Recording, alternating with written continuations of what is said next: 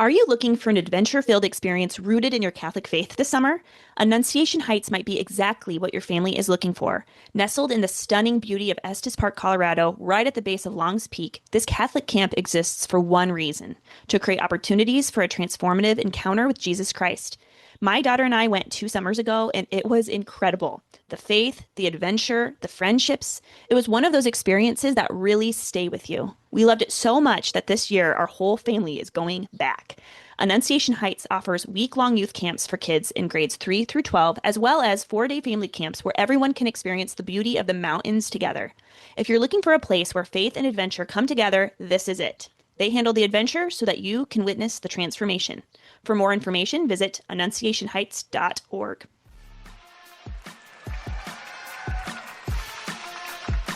Hello, all of you from SEEK26, and welcome to the Hormone Genius podcast. I am Teresa Kenny, and this is my co-host, Jamie Rachi. We are here, and we are excited because this information really is going to change your life. Couple of housekeeping things. We are so excited to partner today with Natural Womanhood, and tomorrow I want you guys to come have lunch with us. Because after today, you're going to learn why hormones are so cool. As you can see on our t-shirts, hormones are cool and they are important to every part of your life. And we think that this information is life-changing for all of you young women and men. So tomorrow, Sunday, come to the Natural Womanhood booth and we will sit down with you and we'll have a powwow because we're going to go deeper even into your lives, into your hormones, and really try to help you. That's number one. Number two, I want you to go to our Instagram page and please follow us. We want you to stay connected with the Hormone Genius podcast because we plan to be doing this for years to come. And we want you, we're in season 6, by the way. So you're going to have to go back and start listening to season 1 and listen all the way through. Why? Because the foundation of the Hormone Genius podcast is to empower you to become the genius of your own hormones. And you got to start at the beginning. So I encourage you to go back to season 1 and really listen to our episodes. Today, Jamie and I are going to be talking to you about a lot of things. And so I'm going to pass it off to her because she's going to start with, a conversation about like our natural bodies and why we want to be here at SEEK. Why would the Hormone Genius podcast want to be at SEEK26 and really want to talk about why this information is so important to you? Yes, I'm so excited to be here, and I'm so excited for you all to listen and for those of our podcast listeners to tune into this episode. But something Teresa that I think is so incredible, and I've thought about it since I was a young adult, just much like these ladies and gentlemen here, is this idea of God's natural law. So we're going to talk about natural law today. Teresa and I, we're going to talk about the cycle, and then we're going to talk about this new cool term called BioEvangelism. And it's something we want you all to remember and to be bioevangelists. So we're going to make sure you know how to do that by the end of this episode. Okay, so Teresa, this is why I think God's natural law is awesome. So many of us live in this world and in this life so utterly confused and misguided because life sometimes doesn't seem to make sense. But when we look at the world around us, we realize that God has intention for all that he has made. And that when a wrench is thrown into a natural system, chaos takes place, right? So I like to think about God's natural law in all things. I think to myself, well, there are cycles and rhythms to life. So there's a cycle and a rhythm to, an agricultural cycle. There's a cycle and a rhythm to like our sleep-wake cycles. There's even like a lunar cycle. There's cycles all around us and there's rhythms all around us.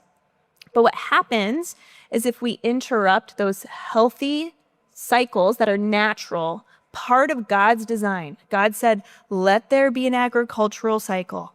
Let there be a lunar cycle. Let there be a sleep-wake cycle. He also said, let there be a fertility cycle, right? And so he doesn't want those things to be interrupted. And when they are, chaos takes place. So if there is no water in an agricultural cycle, there are no crops. When there is no sleep, there's no wake. It's everything kind of plays into one another. So I'm excited to talk about today this idea of God's natural law and his intention for the fertility cycle. Because again, when we throw a wrench in a natural cycle, chaos takes place. But before we talk about the chaos that can take place and what wrenches are thrown in natural cycles, let's first begin with the fertility cycle. So many of our listeners here today have gone past our table and they grabbed one of these cards. But if you haven't, we have helpers who will pass these cards around to you if you don't have one already. Raise your hand if you don't have one. Be sure to get one because we are going to be walking through this cycle for you today. So Teresa, how about that? Yeah, let's do it. So you talked about water, and it just made me think there is water in the fertility cycle. Yeah. And so we're going to talk about the cycle because it's so important for you as a woman to really understand the main event of your cycle. And by the way, the main event of a woman's cycle is not her period. Right. And I think, a lot of times we think of the period as, of course, the main event because it's kind of the more uncomfortable part. It's the most obvious part to us. Mm-hmm. But what we want you to walk away with today is the knowledge that actually the main event of your cycle is in the middle. It probably should be the beginning. Mm-hmm. And the period is rightly so called the period because it's the end of something, right? Yep. So, but the way the menstrual cycle is, of course, described is day one is the period. And that, of course, is the end of the last cycle kind of like failing.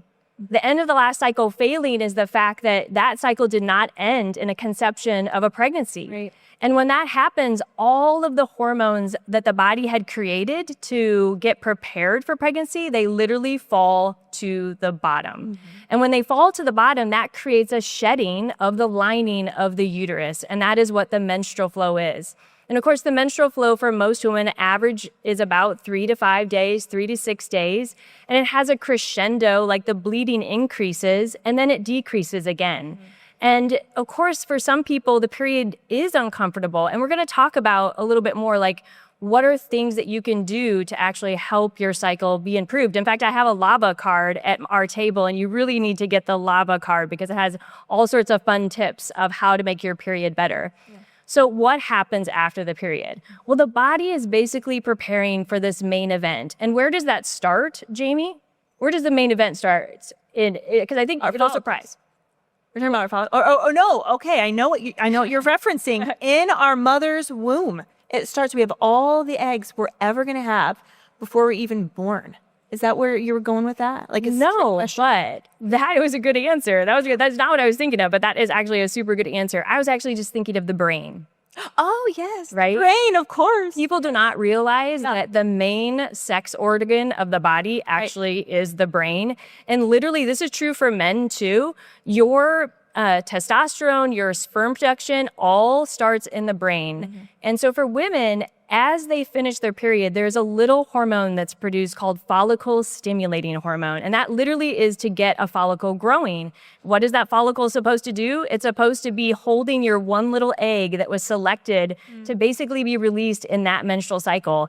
And did you know that like over your lifetime, if you have natural cycles for your whole reproductive life, that you'll release about 400 eggs, even though you were born with over 400,000 eggs, So you're born with lots, but you actually don't use that many. Mm-hmm. And so the body is waiting. It's producing this hormone that's very important at that time. This hormone is called estrogen. And I think everybody's kind of heard of estrogen. Sometimes I feel like estrogen, she gets a bad rap. She does get a bad rap. Yeah. Poor girl. She does a lot for us. Yes. And she's so important to our brain, to our bones, to our heart, to basically every tissue in our body. Mm-hmm. And she's so important to creating life. So as this follicle is being produced, basically our hormone estrogen is going to reach a peak. And Jamie, this is where I'm going to bring in our saint from SEEK, Saint Pier Giorgio Frassati, verso alto, right? To the heights. Because, this is what I was thinking about, guys. I'm like, how do I bring this male saint into our hormone genius talk? But okay, so estrogen reaches a peak. What did Pier Giorgio Frassati love to do? He loved to climb mountains. He taught us that basically in order to reach Christ, we had to reach the peaks. We had to go to the heights. And so even in our bodies, basically with the hormone estrogen, when it reaches its peak, basically you could say almost like that's the pinnacle moment. Yeah. the pinnacle moment of creating life. It is when our body is going to release this egg and it has a chance of creating a new life, an eternal life created out of nothing in a sense and sold by God that will live for eternity. How amazing is that? So in everything, even in hormones, we reach the heights. And it's so important to our body to actually have optimal hormones. And this is something that I know a lot of you out there are like, how do I balance my hormones? How do I get things right? Like in everything, in the natural law, the order of things, there is a way to balance your hormones as well. Yeah. Okay, we have reached the height of the cycle, the main event, as estrogen is at its peak and this egg is released. And after that, basically the body is going into the next phase. That's called the follicular phase. And then the ovulatory phase is where we reach that peak. And from there, Jamie is going to tell us the rest of the story of the cycle. I want to know. Don't you want to know? But first, I want to give a shout out. So when you choose where to bank, it says perfect. Do Catholic parishes benefit? That might be your question. When you choose Alliance Catholic Credit Union, they do. Do business with a business that cares about the Catholic community. Join the movement at alliancecatholic.com. Okay, one thing I want to say before we move to the next phase is this. Teresa, I heard this once, and I'll never forget it, that once conception takes place, so this main event is meant for, conception, right? The eternal cosmos changes forever because now there is an eternal soul that exists that did not exist before. So you all change the eternal cosmos forever. And I love to think that all the time. We are not here by accident. We are here because God willed it, because he loves us so much. So I love that. Okay, so after we ovulate, that follicle, which is a cyst-like structure, releases the egg and it shrivels up. It becomes a yellow body called the corpus luteum. So now we're approaching the luteal phase. I like to give the luteal phase a bit of a facelift in terms of what I reference it as. I like to call it the progesterone genius phase. And then during the follicular, I like to call it the estrogen genius phase. It helps us remember what hormone should be in the heights. So this progesterone genius phase, there's a dryness, there's an infertility. So we were fertile before, leading up to ovulation. We know this because there are cervical mucus markers, biological markers, and you all know this because on the back of your little postcard quick tip sheet, there's all these little things that we're saying, just as a reminder. But we have dryness. Now we're infertile. And so this phase is between 10 and 14 days, average of 12 days length time. What I think is interesting is that 3 kind of phases are jammed in the first couple weeks, plus or minus a few days, depending on your cycle and depending on your stress. And then one phase, the progesterone genius phase, the luteal phase, is basically half of your entire fertility cycle. And the question is, well, why is that? Well, if the main event was ovulation, we can think, well, the first half of the cycle was preparing for the main event. The second half of the cycle is to prepare for gestation. So progesterone means progestate. So for gestation means pregnancy. So our body every single month, whether conception took place or not, prepares our body as though we will be holding a child. And what's interesting too is even like our breast tissue changes in the luteal phase, our behavior changes. We move more toward like nesting and more toward detail orientation. And again, this is all God's law. Like God knew, okay, ladies, when your estrogen is high, when you're about to ovulate, I need you to be really social. You have more words to say. You can read faces better. You're going to be really super attracted to that hot, sweaty guy moving furniture at Slumberland Furniture Store. Slumberland Furniture Store, Jamie. That's actually the name of a furniture store in my town. Isn't that a great name? They're like one of our first supporters. By the way, Jamie, I just have to tell you, I totally messed this up. Why? I totally messed this up. What do you mean? Well, I totally forgot to say the most important thing about ovulation. How did I mess that up so bad? It's because you were so excited. I was so excited to talk about Saint Pier Giorgio Frassati, which I had practiced saying the word Verus Alto which I still can't say right. She did. She practiced this morning in the bathroom. I did. I heard her in the shower. I heard her, in the car ride. That's not true. That's not. Just joking. No. Okay, so I totally forgot to say the water part. So you mentioned like fertility signs. I mean, again, what we want you to walk away with is an understanding of your cycle and also an understanding of how to track your cycle, because it's so important. I mean, if you can't track your cycle, so when I'm with my patients, by the way, I didn't say this, but I'm a women's health nurse practitioner. So I see patients and have seen patients for 25 years.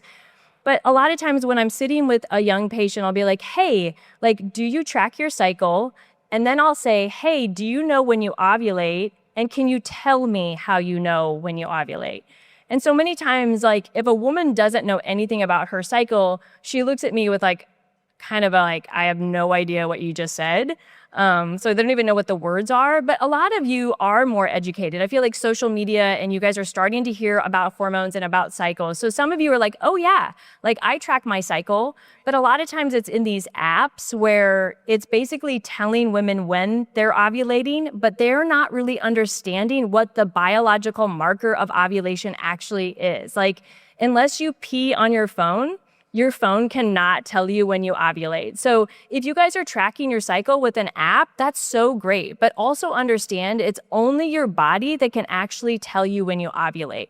And so that gets to the water part, which I totally forgot to tell you about. So when estrogen is high and you're about to release that egg, just like your body had a red flow with menstruation, your body has a white flow. And that white flow is what we also call cervical fluid or cervical mucus. Nobody likes the word mucus, so a lot of times we say white flow, but it really is a mucousy substance. Mm-hmm. And actually it's about 98 to 99% water.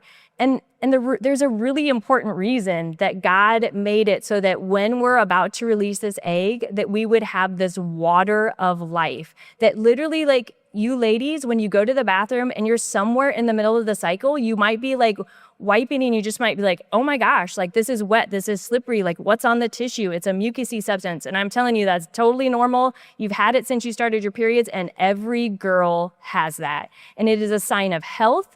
And ovulation is a sign of health, and it's a sign that your hormones are working properly. And so it's a really important thing. But Jamie, there's a really important reason why we have this water, and it has to do with guys in the room. Mm-hmm. So guys, fertility, basically, it only makes sense in light of the other sex. Right, Jamie? Totally. A man is not fertile on his own. A woman is not fertile on our own. Even though there are times of fertility, we're only fertile when the two are paired together. And a man is fertile all the time. If he's a fertile man, he's fertile all the time. But there's only a certain time of the woman's cycle that the couple actually has joint fertility. And that's the fertility window that so many women married trying to achieve pregnancy or even maybe naturally spacing pregnancy, that's what they're trying hard to understand. And the cool thing, Teresa, about this is so many people don't realize that these natural systems for avoiding pregnancy are very effective when taught properly, not by peeing on a phone, because you'll definitely ruin your phone and it doesn't work, and not by algorithms, but by biological markers. And so there are very trusted and effective methods of avoiding pregnancy. And so that's something I want all women to know. I want women to know they don't have to choose between, I'm going to have a bunch of babies or I'm going to be on birth control. No. You can prayerfully discern with your spouse when a good time to be open to life is. And it's always good to be open to life, but when that timing seems right, so important. And for you, you have many children and I have a number of children, and something that fertility awareness methods taught me, Teresa, is that life is precious. Yeah. So when you are face to face with the fact that you are a fertile woman, your husband is a fertile man, and together you're a joint fertile couple, it forces a conversation that normally wouldn't happen if I just deemed myself infertile by maybe using hormonal contraception of some kind, right? So when a message or a truth is not exposed to you, it's maybe you're shutting down that part, just like we're talking about natural cycles and God's natural law. Like when we throw a wrench in a natural cycle, like birth control, for instance, byproducts occur. We know about the physical byproducts. Type 1 carcinogen, according to the World Health Organization, increased risk of blood clots, mood disorders are through the roof, high prescriptions of antidepressants, especially for adolescents. I mean, the chaotic wrench effects are vast. But another wrench effect that I think comes from maybe using that hormonal contraception in a marriage is that those conversations don't take place.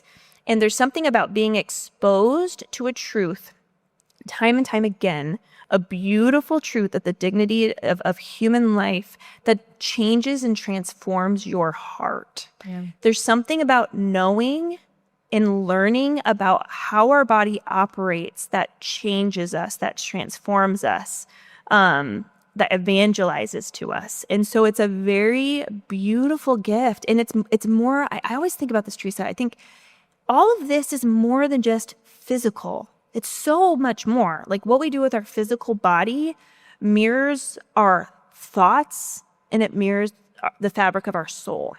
I'm going to share one story before I punt it off. So I remember I was asked to give a talk at one of the conferences that we spoke at like years ago, okay? And I was making the claim that what we do with our body affects our mind, whether we consciously know it is or not. So there are two groups of people. One group of people were given headphones and a message that just kept saying, college tuition is expensive, okay? College tuition is expensive and it's rising, something like that, okay? So there's group A hearing this in the earbuds and then group B hearing the same thing. But group A had to walk a mile and go like this. They had to nod their head up and down when listening to it. They just nodded their head, heard the same message, walked the same length of time. Second group, they had to go like this, nod their head back and forth. So up and down, back and forth, these two groups, okay?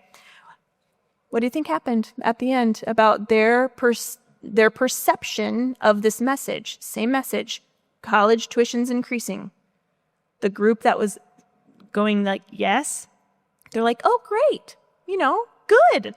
The colleges probably need more money. Like they were way more okay with it, as opposed to the other group that was going like this. And they're like, that's the worst. And how could they? It's terrible.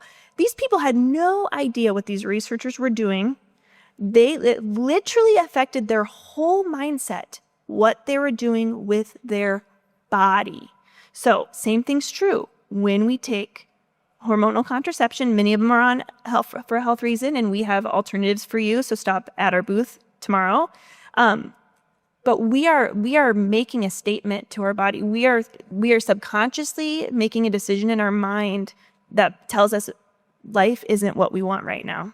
But when we aren't having that, it's different. It's like the nodding up and down and side to side. I wanted to share that. Yeah, I have never heard that story, Jamie. Oh, so, really? Yeah, it just came to me. It was an inspired thought. And I think we should kind of address in a sense, the elephant in the room is that birth control is prescribed for like every health reason possible. And I know from like 5 SEEKs ago, we actually did a survey and we found that like 50% of women, even coming to these conferences, had been on birth control for a health reason. So when we talk about birth control, number one, we want to make sure that people know like it is not a judgment upon them, because honestly, like doctors, this is what they offer women for literally painful periods, irregular cycles, PCOS, having no periods, being an athlete, all of these things. And so you're kind of in the situation of like, well, the doctor's the authority. They told me to take this medicine and I believe them. And so we want to share the good news that actually there are many healthcare professionals that know how to treat these conditions, including myself. And I've been practicing for 25 years. I've never prescribed birth control. And frankly, I've never ever been in a situation where I felt that I had to, oh gosh, in this situation, I'm going to have to use birth control because I don't know what else to do. That has never come up in 25 years. I'm going to tell a story too, because I think this will resonate maybe with some of you young women in the room. I had a young woman come to me in her mid-20s after having an experience of being on birth control for 9 to 10 years. She was put on it when she was around 15 to 16 years of age, and she came to me in her mid-20s. She experienced severe anxiety, and she had this inclination to think that the anxiety wasn't there before she was on birth control, and the anxiety was presenting after being on this medication. And so she went back to her doctor and she said, I really think this medicine is messing with me. I think it's messing with my mental health. I feel anxious all the time. And of course, over and over again, this went on for years, she was told it really can't be your birth control. Oh, well, we'll just switch your birth control to a different birth control. This went on for 9 years. And by the time she got to me, honestly, she was still on birth control. She came in, she had written a 3-page kind of like rant, you could say, about the frustration she had going to doctors over and over again and saying like, I don't feel right. And I really think it may be related to this medicine. And nobody listening to her. And when she came to me, she was shaking, honestly, and she was just so overwhelmed because she had started listening to the Hormone Genius podcast. And what did we say on the podcast? We said, there's research that shows that the increase of anxiety and depression on birth control is profound, really, 60 to 70%. And so we know that birth control can affect mental health, can cause anxiety, can cause changes in mood. And so this woman was like, why was I never told this? I suffered for years.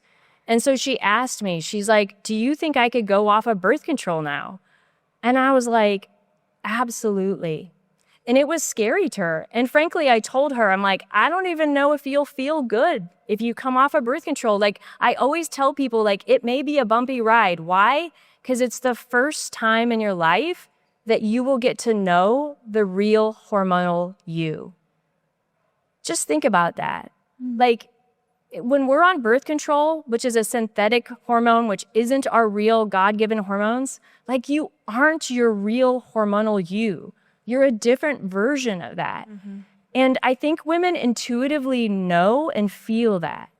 And this woman needed permission from me, in a sense, to say, can I just stop this?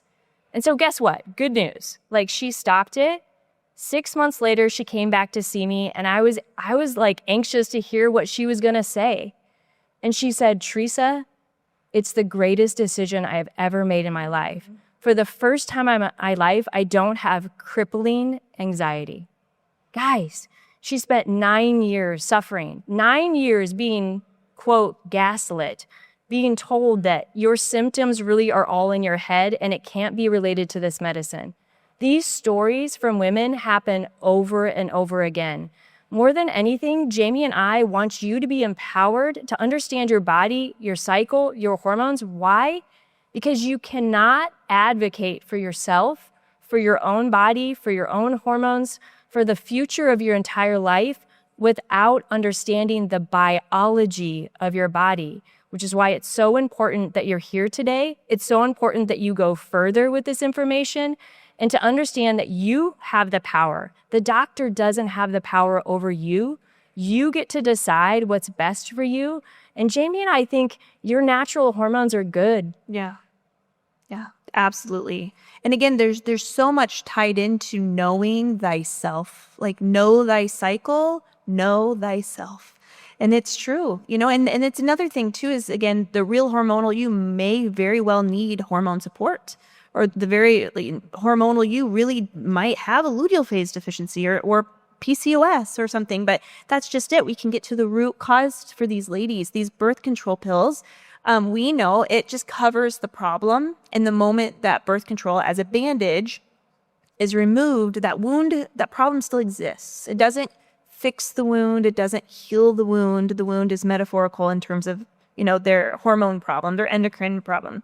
So that's just it. It's like we take love and care. We want to get to the root. We want to really see that woman, and then hopefully we do see restoration of her hormones so that they reach the right peaks when they're supposed to reach the right peaks. And something else that I think is really amazing, I gave a talk at the University of Northern Iowa, and I gave a lecture basically, and I was talking about with these young women who were health promotion majors and had minors in women health studies and this sort of thing. Okay, so I'm explaining the cycle, basics, nothing crazy.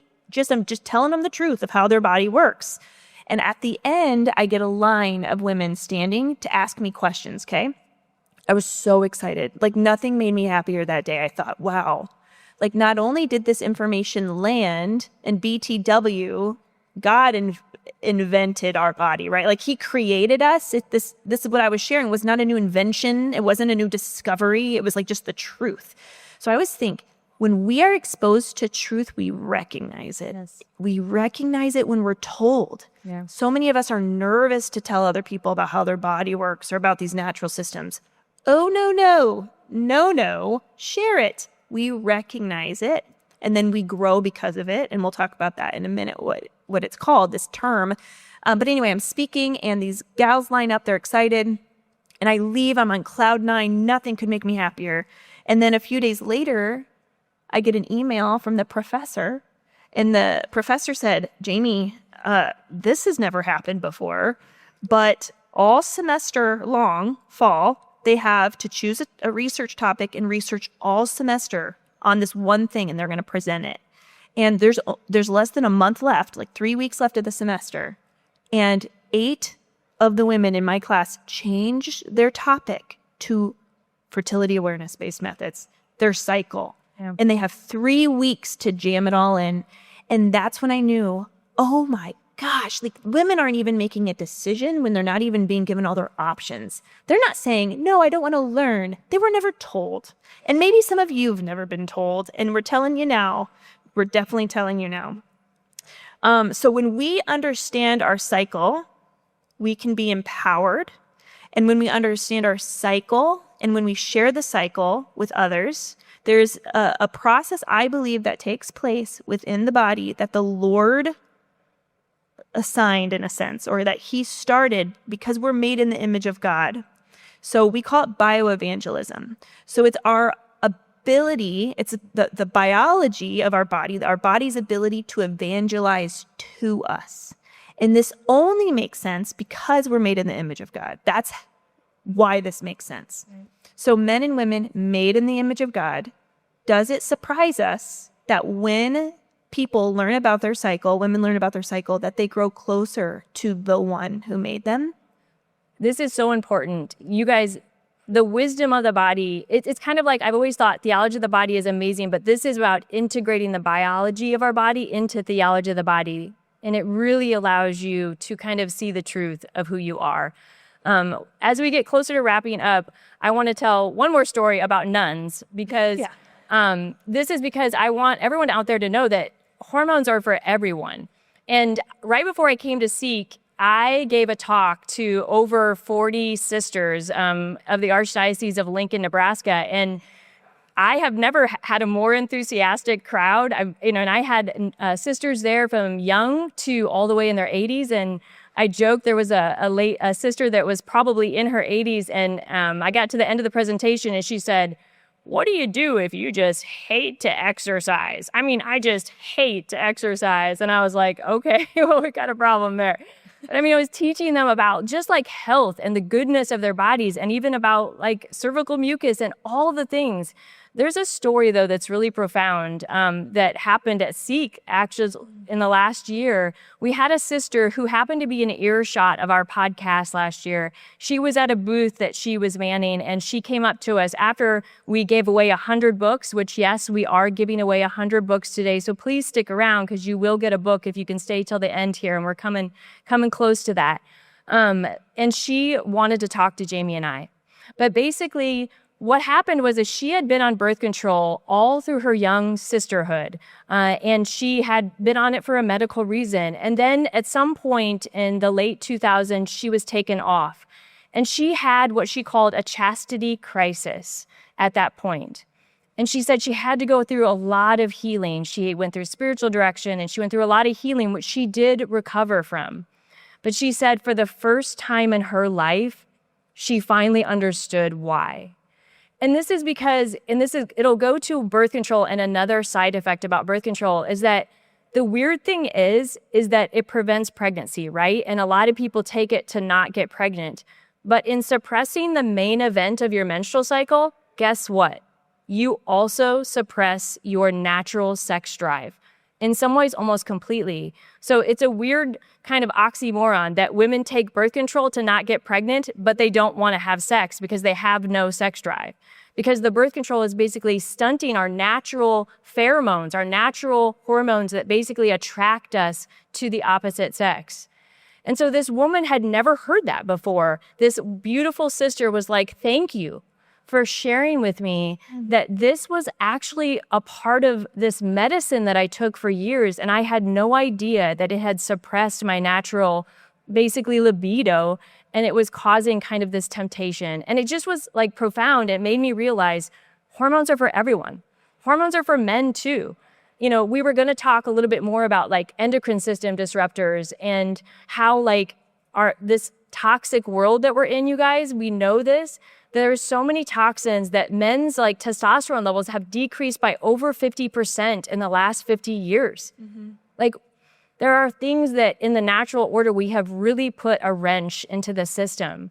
And you guys need to be aware of it. It's not that it's like doomsday and you can't do anything about it, but we can do a lot together to actually like empower ourselves about information to avoid endocrine system disruptors in our water and our products that we put on our body.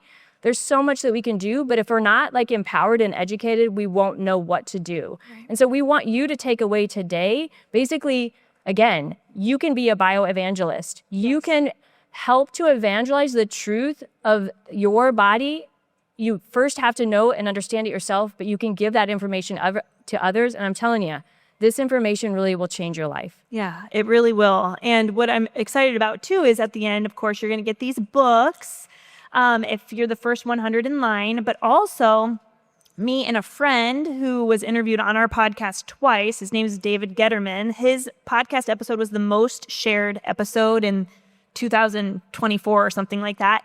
But we're going to teach a class. It's called Where Biology and Relationships Meet. Because when we think about fertility awareness, we think about family planning, don't we? When we think about fertility awareness, we think about the body. But when we think about fertility awareness, do we think about relationships? Maybe in the way of family planning, but what about beyond that?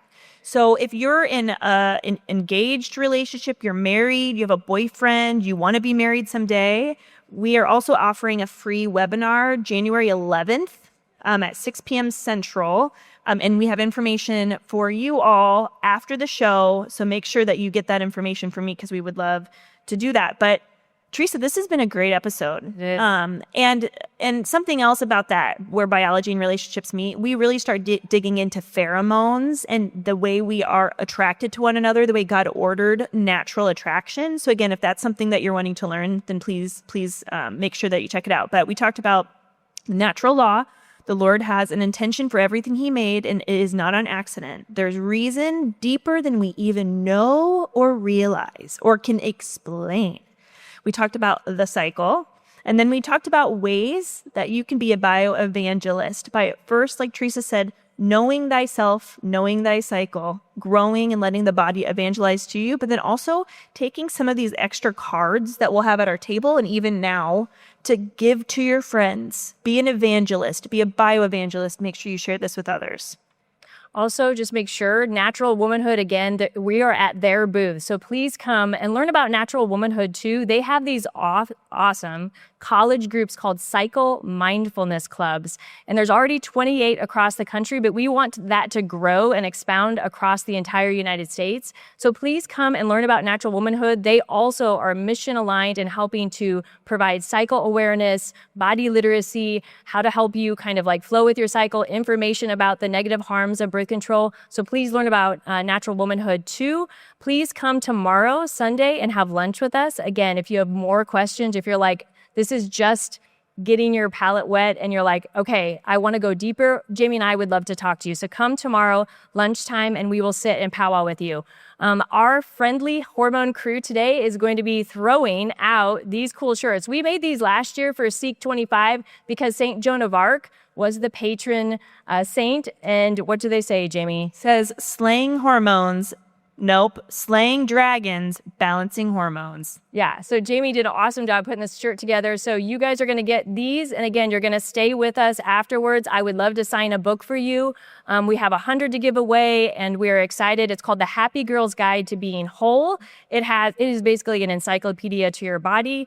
Am I forgetting anything else, Jamie, we want to leave people with? Yes. So our hormone crew is going to throw these shirts out, but don't get injured. And then behind this white wall, you see how the stairs go up? You're going to go up the stairs, down the stairs, and that's where you're going to meet us for the books. So thank you so much, everyone, for listening to the Hormone Genius podcast. As always, Teresa, it's been a pleasure, and we'll see you in the next episode. Yes. Thank you, Jamie. Yes. Yes.